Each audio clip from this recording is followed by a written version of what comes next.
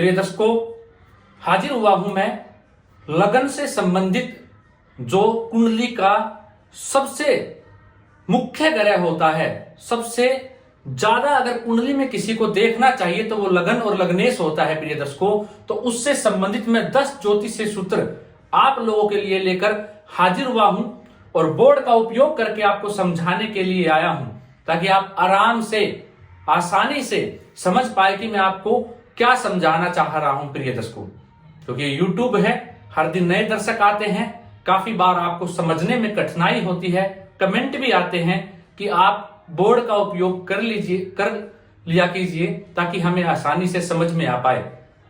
प्रिय दर्शकों, तो हम एक एक करके सूत्र जाने उससे पहले अगर आपने अभी तक अपने कर्तव्य का निर्वाह नहीं किया है, जो मैं मेहनत कर रहा हूं उसका फल देना आपके हाथ में ही है, इस चैनल को सब्सक्राइब करके।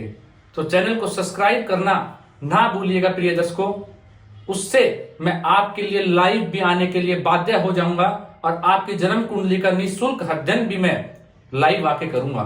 लेकिन उसके लिए मुझे ज्यादा से ज्यादा दर्शक चाहिए जो मेरे चैनल पर उपलब्ध हो। प्रिय दर्शकों, चलिए, पहला सूत्र कहता है जन्म कुंडली का ये लगन है। प्रिय दर्शकों, जो प्रथम भाव होता है ये लगन होता है। अगर लगन के अंदर शुक्र और चंद्रमा की युति हो जाए तो ऐसा जातक भोग विलासिता को पाने के लिए जन्म लिया है उसने इस धरती पे, और ऐसा जातक विलासिता के पीछे ही भागता रहेगा और अपने जीवन के अंदर सभी सुख, भौतिक सुख वो प्राप्त भी कर लेगा। प्रिय दर्शकों, दूसरा सूत्र कहता है लगन में बुध हो। लगन में या राशि की चर्चा नहीं कर रहा, ये काल पुरुष की कुंडली ताकि आप समझ पाए इसलिए मैंने ले रखी है। लगन में बुध बैठ जाए और जन्म कुंडली के सप्तम भाव में गुरु हो, आपस में दृष्टि संबंध बने तो ऐसा जातक हसमुख होता है, हंस हंस कर बातें करने वाला होता है जीवन काल के अंदर, चाहे आप आजमा लीजिएगा, और मदद भी करता है दूसरों की, और उसके चेहरे पे सदैव तेज रहता है। ऐसे जातक का बुढ़ापा उसके चेहरे पे जल्दी से नजर नहीं आएगा, ये आप नोट कर लीजिएगा। तीसरा सूत्र कहता है जन्म कुंडली का कि लगन के अंदर कोई उच्च का ग्रह आके बैठ जाए। मान लीजिए मेष राशि है, इसके अंदर सूर्य ग्रह उच्च के होते हैं, तो मेष लगन में सूर्य आके बैठ जाए लगन में, ये आप किसी भी लगन के ऊपर लागू कर सकते हैं। लगन में बस उच्च का ग्रह आ जाना चाहिए, तो जो ऐसा जातक होगा खूब ऊंचाइयों पे ले जाएगा। ऐसा जातक ऊंचा ही ऊंचा बढ़ता चला जाता है, अपने जीवन काल के अंदर लागू करके देख सकते हैं। अगला सूत्र कहता है प्रिय दर्शकों जन्म कुंडली में कि लगन के ऊपर गुरु और शुक्र की दृष्टि पड़ जाए, लगन के ऊपर गुरु और शुक्र की दृष्टि पड़ जाए तो ऐसा जातक निरोगी होता है। आप जानते हैं गुरु के पास 3 दृष्टियां, पंचम भाव से भी देख सकते हैं, सप्तम भाव में बैठ के भी लगन को देख सकते हैं, नवम भाव में, लेकिन शुक्र सिर्फ और सिर्फ सप्तम भाव में बैठकर ही लगन को देख सकता है। तो इन दोनों ग्रहों की दृष्टि पड़े तो ऐसा जातक निरोगी होता है, वो रोगों से सदैव ये 2 ग्रह उसकी रक्षा करते रहते हैं, रोग उसके आसपास नहीं आते, और ऐसा जातक दूसरों की मदद करने वाला होता है, सहायता करने वाला होता है।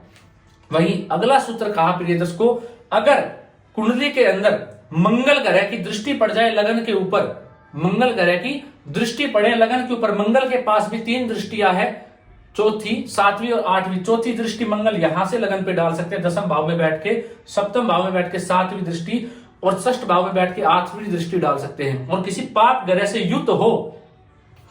ग्रह से युक्त हो और लगन पर दृष्टि डाले तो ऐसे जातक के चेहरे के ऊपर दाग का निशान या चेचक का निशान अवश्य आपको देखने को मिलेगा। कुल मिला के अगर मैं कहूं तो जातक के चेहरे पे कोई ना कोई निशान अवश्य होता है, अगर मंगल किसी पाप ग्रह के साथ बैठ के युति करके लगन के ऊपर दृष्टि डाले। वहीं प्रिय दर्शकों, अगला सूत्र कहा शास्त्र ने कि अगर लगन में शुक्र बैठ जाए तुला राशि का लगन में शुक्र हो तो भी ऐसा जातक भोग विलासिता के पीछे भागता रहता है, कहीं ना कहीं चारित्रिक कमजोरी होती है जातक के अंदर, चरित्र से वो कमजोर देखा जाता है। अगर पुरुष है तो खास तौर पे, और स्त्री है तो भी, अगर शुक्र अगर तुला राशि का बैठा हुआ है तो ऐसे जातक के साथ होता हुआ जातिका के साथ आपको नजर आ जाएगा, तुला राशि का शुक्र लगन में हो।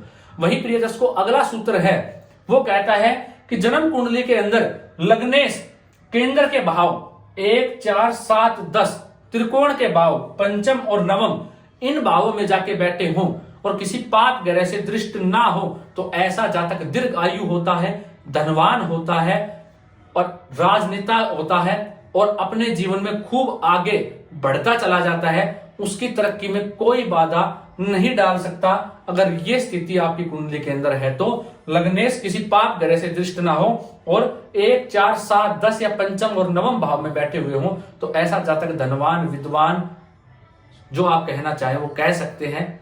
ऐसा जातक हर चीज अपने जीवन में प्राप्त करता है। वही अगला सूत्र कहता है प्रिय दर्शकों, जन्म कुंडली के अंदर लगन में कोई नीच का ग्रह बैठ जाए, कोई मान लीजिए मेष लगन की कुंडली पे शनि बैठ जाए और किसी पाप ग्रह से दृष्ट भी हो जाए तो ऐसा जातक जीवन भर कष्ट देखता है, कष्ट का भोग करता है। उसके जीवन में परेशानियां खत्म होने का नाम ही नहीं लेती, आजीवन कष्ट में उसकी जिंदगी चलती रहती है। वही प्रिय दर्शकों अगला सूत्र कहता है कि जन्म कुंडली के लगन में शनि ग्रह बैठ जाए, क्या हो, शनि ग्रह बैठ जाए और यहाँ पे बैठने के बाद वो उच्च राशि के हो, मतलब कि यहाँ तुला राशि बनी हुई हो, शनि ग्रह बैठे हों और देवगुरु बृहस्पति से शुक्र ग्रह से दृष्ट हो जाए तो ऐसे जातक कहीं ना कहीं चारित्रिक कमजोरी ऐसे जातक के अंदर आपको देखने को मिल सकती है। लेकिन ऐसा जातक भी अपने जीवन में सफल होता है, टाइम का पाबंद होता है ऐसा जातक, और धीरे धीरे ही सही वो अपनी हर इच्छा, हर मनोकामना को पूर्ण कर लेता है। और देवगुरु बृहस्पति अगर कहीं बली हुए तो जातक जीवन में बहुत ज्यादा सफल आपको देखने को मिलेंगे। और ऐसा जातक हर प्रकार से राजनीति में भी, धन से लेके भी, गाड़ी मकान वाहन से भी लेके हर प्रकार से ऐसा जातक जीवन में सुख भोगता है, लेकिन कहीं ना कहीं चारित्रिक रूप से कमजोर भी होता है।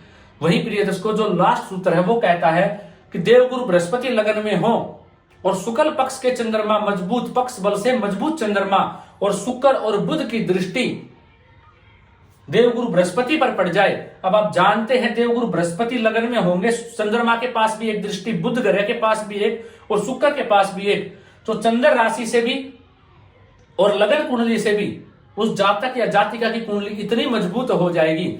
अब यहाँ पे चंद्रमा, बुध और शुक्र बैठे हुए हो, यहाँ पे गुरु हो और चंद्रमा किसके हो, शुक्ल पक्ष के मजबूत चंद्रमा हो, दशमी के, एकादशी, द्वादशी के, त्रयोदशी के चंद्रमा हो और गुरु पर दृष्टि डाले तो ऐसा जातक कहीं ना कहीं शास्त्र कहता है कि स्वर्ग लोक से आया हुआ है। ऐसा जातक स्वर्ग लोक से आया है और ऐसे जातक के पास हम क्या ही बोले, शब्द ही नहीं है। वो हर चीज होगी जो उसे चाहिए उसके जीवन काल के अंदर। कोई भी ऐसी चीज अलव्य नहीं होगी जो उस जातक के पास नहीं होगी, अगर ये योग उस जातक की कुंडली के अंदर है।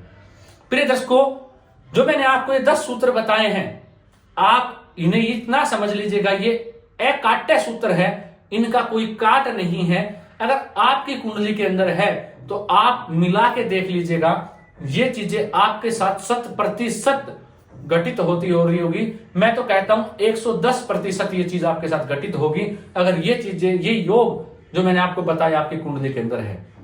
आजमा लीजिएगा, बोर्ड का उपयोग करके आपको समझाया ताकि आप आसानी से समझ पाए। प्रिय दर्शकों, अपने कर्तव्य का निर्वाह करना ना भूलिएगा। अगर आपको इस कार्यक्रम ने ज्ञान में वृद्धि करी है, इस कार्यक्रम के माध्यम से आपके ज्ञान में वृद्धि हुई है, तो आप इस वीडियो को लाइक और शेयर करना भी ना भूलिए ताकि ये किसी और ज्योतिष प्रेमी के काम आ पाए। तो अवश्य अपने कर्तव्य का निर्वहन करते रहिए। मैं अपने कर्तव्य का निर्वहन कर रहा हूं और करता रहूंगा, आप तक कार्यक्रम पहुंचाता रहूंगा, ज्योतिष के नए नए विषय आप तक लेके आता रहूंगा। आगे आगे ऐसे विषय भी आएंगे जो आपने सोचे नहीं होंगे, वो ज्योतिष के भी होंगे। अगर आप तंत्र से परेशान चल रहे हैं, नजर दोष से दुखी हैं, उसके भी उपाय और कार्यक्रम बहुत जल्दी मैं लेके आऊंगा। जो आप चाहेंगे वही कार्यक्रम और आपके ज्ञान में वहां तक वृद्धि करेंगे हम मिलके, हम सब और आप मेरे में, जिससे हम ज्योतिष की वो नई ऊंचाइयां छू पाए, देख पाए। क्योंकि आप जानते हैं ज्योतिष समंदर है, अथाह सागर है, इसमें जितना हम जाते जाएंगे उतने ही डूबते चले जाएंगे इसके ज्ञान के अंदर। चलिए इजाजत दीजिए, मिलता हूं कोई नया विषय लेकर। नमस्कार।